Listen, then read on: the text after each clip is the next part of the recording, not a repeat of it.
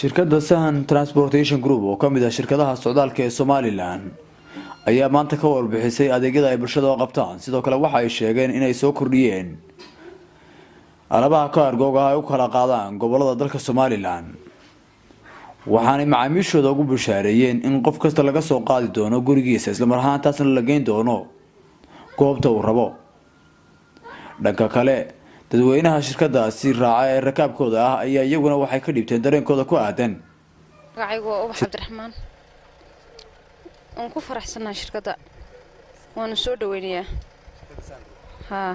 amaanadeeduna aad u fiicanta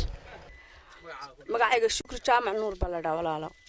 marka shirkad fiican weyn sidoo noo sii dhaweyso amaanadaas noogu xaafadaha si noogu hordajinayso ay ku fiicanta shirkadaha kale oo ka fiicantahay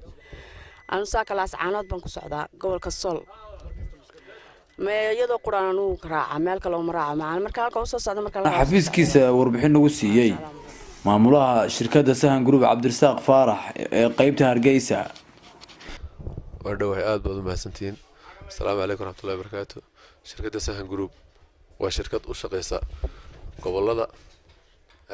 bariga ayaan u baxnaa galbeedka wali maana sameyn maanan aadin hadda waxaan u shaqeynaa waxa weeyaan gobolada bariga waxay jirtaa shirkadu 2 sano marka waxaan u qabanaa dadka adeega laga maarmaanka oo dhan baan u qabanaa waxaan u qaadnaa alaabooyinka sidan aad aragtaan waxaan waa kaargoogi baabuurtaan saarnaa habeenkii bay baabuurtu baxdaa inta badan aroortiina waa baxaan kaargooga dadku habeenkii bay soo iibsadaan habeenkiina waa qaadnaa aroortiina la sanad baa laga iibiyaa marka waxyaalahan u qabanaa waxa soo dhanba kamida waxaanu qaadnaa oo kale waxa yar oo kale waa wax laga soo wada dhiibay mobilkaas lagu dhiibaya shaabadaas lagu dhiibay oo qaali oo lacag culus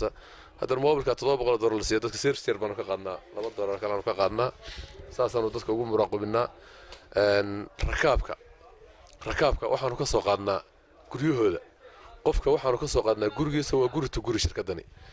gurigiisa aanu ka soo qaadnaa waxaanu geynaa gurigiisa